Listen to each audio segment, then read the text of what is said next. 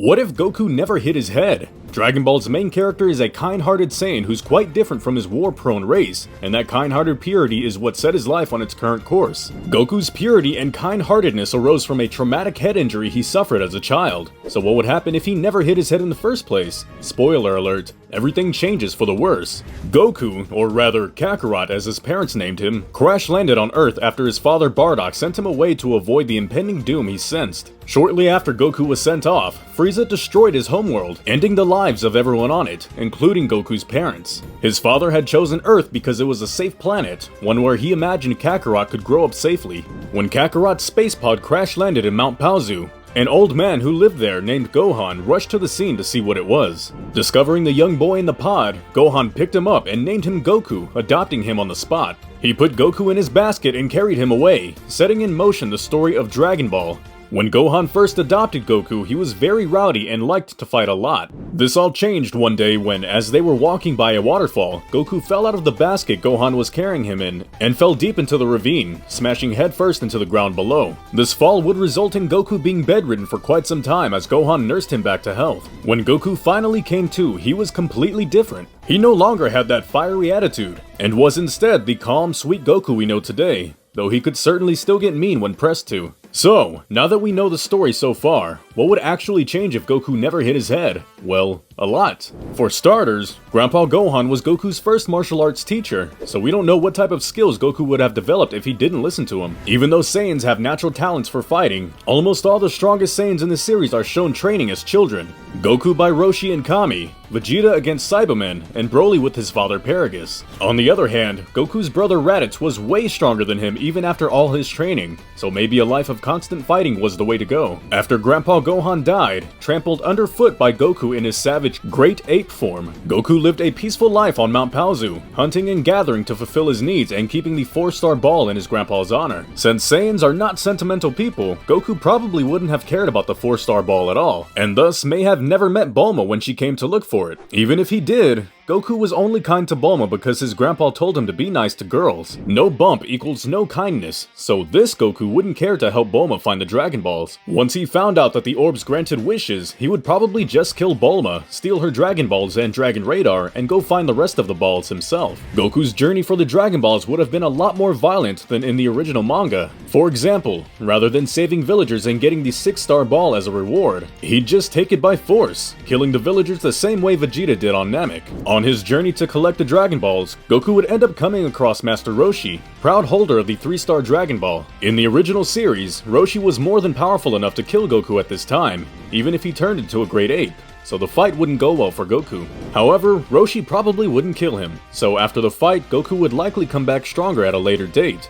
Unluckily for Goku, he would never get the Flying Nimbus. Assuming Goku managed to collect all the Dragon Balls, it's hard to say what his wish would be. He might wish for these Saiyans to come to Earth, thus accelerating Raditz's arrival and leading to a calamity on Earth. Or he might wish for immortality. Either way, it wouldn't be good for the people on Earth. Other opponents Goku faced in the original series such as Tao Pai Pai and King Piccolo would be extreme threats in this timeline. In the original series, Goku needed special training to overcome them, including climbing Korin's tower and drinking the Ultra Divine Water, the latter of which Goku certainly wouldn't be able to do since Korin would have no reason to help him. The Ultra Divine Water also gave Goku the ability to sense Ki, so he wouldn't have learned that ability either. By far his most dangerous opponent ever, however, would be Spike the Devil Man.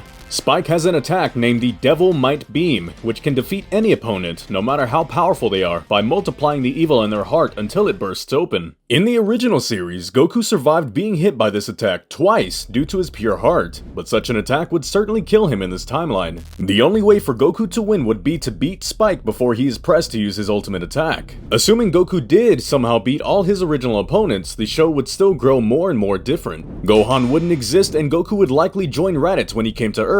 If he hadn't already conquered Earth by then, the two would do so together before heading off to join Vegeta and Nappa in space. Since Goku's death against Raditz led to his training under King Kai, this new timeline would result in a far weaker Goku who doesn't know Kaioken or the Spirit Bomb, or the Kamehameha. He also wouldn't know flight until after he meets Raditz, as Kami taught him in the original timeline, and would rely on a scouter to sense powers. From here, the disparity between Kakarot and his canon counterpart would continue to grow. Goku and Vegeta got massively stronger after their first fight and the subsequent trip to Namek. However, the Dragon Balls would likely be inert by the time Raditz shows up to Earth, as Goku would kill Piccolo Jr., rather than spare him.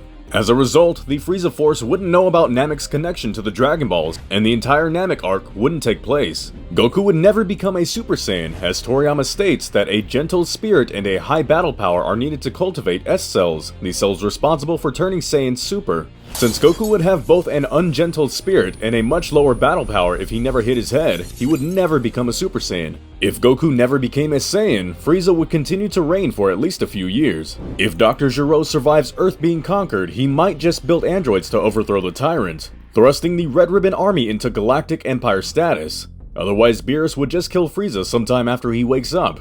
Majin Buu would never wake up, as there wouldn't be enough strong fighters to awaken him. As a result, the entire Buu arc wouldn't happen. Once Beerus woke up, he would seek the Super Saiyan God. This would lead him to the remaining Saiyans, Goku, Vegeta, Nappa, and Raditz, all still under Frieza's command. Though Goku might initially be defiant, the Saiyans would quickly submit to the all-powerful God, especially since Vegeta has dealt with him before. If there was a thought of rebellion amongst them, it would be quickly squashed when Beerus killed Frieza. Since none of Vegeta's crew could become Super Saiyan God, they would all likely die, unless they presented Beerus with something good to eat. Beerus would then continue on to Broly, perhaps finding the match he so desperately desired in the powerful Super Saiyan. Goku and Beerus wouldn't develop their friendship, meaning Goku and Vegeta wouldn't train on Beerus' planet. And the Universe 6 vs Universe 7 tournament wouldn't happen. Neither would the Goku Black arc, since Zamasu was pushed over the edge by seeing Goku's awesome power. With Frieza dead, King Cold would resume leadership of his empire, perhaps raising Vegeta or Captain Ginyu as his heir. That is, if Beerus doesn't kill him too. Of course, Cold's second reign would be a short one. Since the Tournament of Power was inspired by the Universe 6, Universe 7 tournament, it wouldn't happen either. Instead, Zeno, just one in this timeline, would just erase Universe 7 and all its inhabitants for having a low mortal level. And so ends Dragon Ball. No Super Saiyans, no fusions, no desperate struggle to the end. Just a sudden white flash and poof, everyone and everything is gone. As the universe disappeared around him, Goku wouldn't even know what was happening. He would simply disappear. In a way then, Goku's head injury is essential not only to his own safety, but that of the entire multiverse. Goku hitting his head as a kid set in motion a chain of events that would result in him befriending the kings of everything and giving the multiverse a fighting chance to survive. The same kind-heartedness Goku had spread to others like Android 17, whose wish to revive the lost universes was exactly what the kings of everything wanted to happen. Without that one tiny event, the entire history of Dragon Ball would have never unfolded. Perhaps then, it's divine intervention that Goku hit his head. After all, Bardock did wish for his sons to grow up safe, at least in the Dragon Ball Super manga.